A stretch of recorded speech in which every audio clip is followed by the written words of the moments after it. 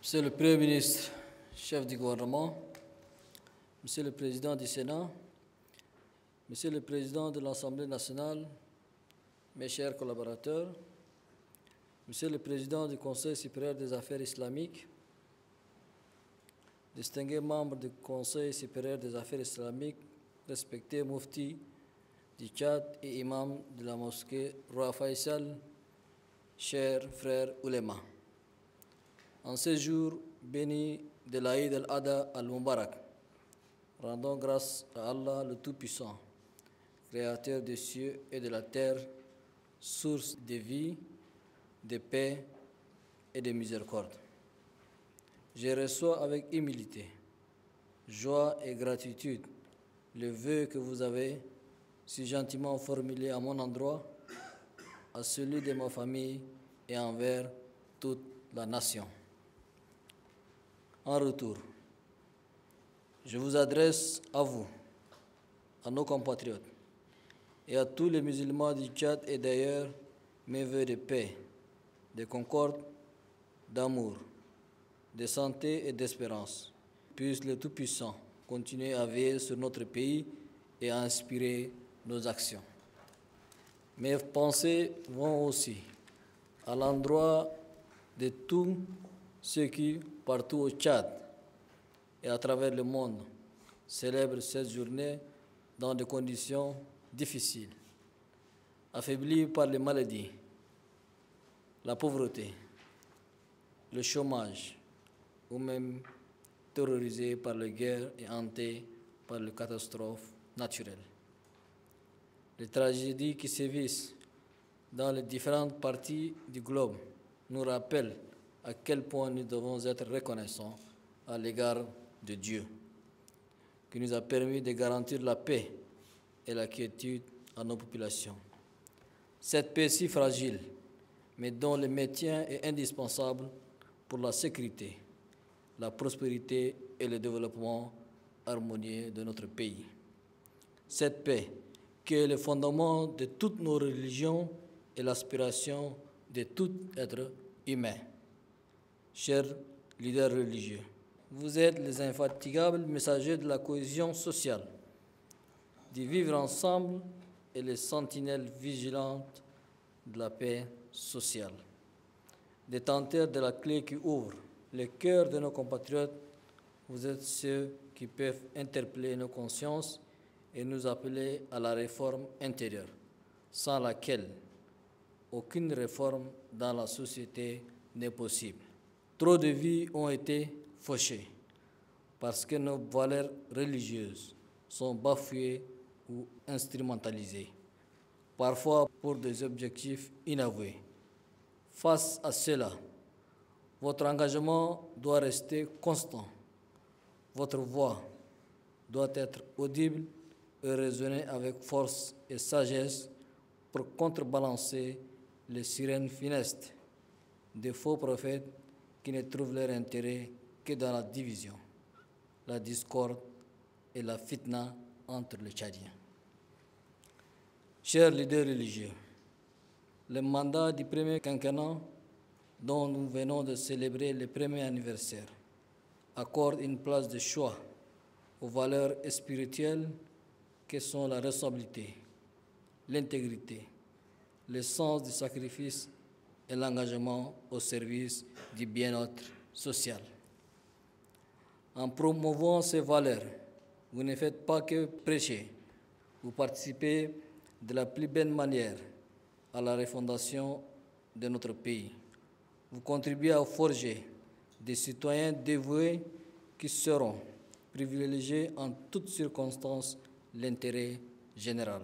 Vous bâtissez une société dans laquelle les mosquées et les églises ne sont pas des lieux d'adoration mécanique ou des replis identitaires, mais des phares d'unité, de dignité et d'espoir. Nos différences religieuses, culturelles, d'opinion ou de sensibilité politique doivent constituer une force pour notre diversité culturelle, notre unité nationale et notre prospérité économique et non le contraire. Malheureusement, Malheureusement, certains profitent de nos différences, qui sont d'ailleurs naturelles dans la composition de toute société humaine, pour semer la haine et cultiver la division afin de satisfaire des desseins égoïstes personnels propres aux partisans. Ceux-là doivent nous rappeler ceux qui ont utilisé les mêmes méthodes de rejet de l'autre, des replis identitaires, de haine et de division pour déclencher dans notre pays la guerre civile de 1979 qui nous a coûté cher en pertes humaines et matérielles. Après plusieurs décennies de combats et au prix de sacrifices humains et matériels que le Tchad a su se reconstruire, penser ses blessures et se remettre résolument debout. Notre pays a passé de l'état néant à une nation unie, souveraine, respectée dans le concert des nations. Ces acquis sont à conserver et à consolider par tous les moyens. Ils doivent être conservés par une mutualisation des efforts à tous les niveaux. Tolérance zéro et fermeté absolue envers ceux qui compromettent la cohabitation pacifique, la paix sociale, l'unité nationale et l'intégrité territoriale. Chers leaders religieux, en tant qu'acteurs religieux, largement suivis et écoutés, vous devez sensibiliser les populations au bienfait de vivre ensemble, de l'acceptation de l'autre, de la tolérance et de l'harmonie pour bâtir ensemble une nation forte et solidaire. L'Aïd al-Adha, plus qu'une fête, elle est une occasion de réjouissance entre amis, de retrouvailles entre familles, de diffusion des messages de paix, d'unité et de solidarité. Elle est le symbole que nous devons être prêts à tous les sacrifices, même les plus éprouvants, pour rester fidèles à nos convictions, valeurs et principes.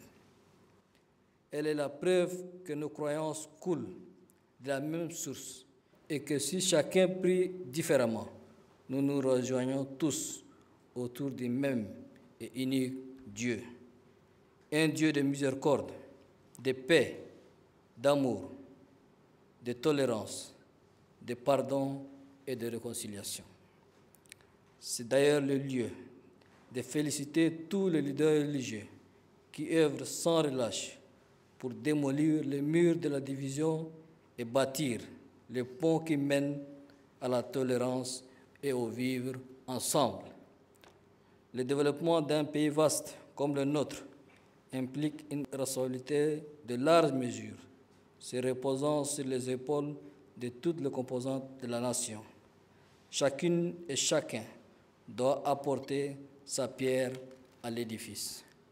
Je vous invite à mettre en avant dans vos prêches l'amour de la patrie, l'esprit citoyen, le sens de la responsabilité individuelle et collective, l'éducation à la base, le civisme et l'engagement.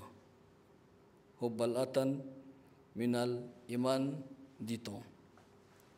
C'est bien de toujours réclamer ses droits, mais c'est encore mieux de s'acquitter de ses devoirs citoyens. Par exemple, se poser cette belle question: qu'est-ce que j'ai fait pour mon pays?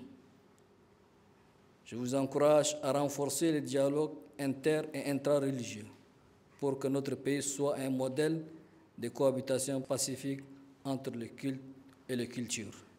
Pour terminer, je vous exhorte à célébrer cette fête dans la fraternité, la générosité qui caractérise les peuples tchadiens, avec les plus démunis parmi nous, les malades, les déplacés, les réfugiés et toutes les personnes qui ont besoin qu'on leur tende une main, partageant le peu de nourriture, le peu d'eau, dans la plus grande joie, car c'est dans le partage que réside la vertu de toute fête. Bonne et heureuse fête à tous. Que Dieu vous bénisse, que Dieu bénisse le Tchad. Je vous remercie.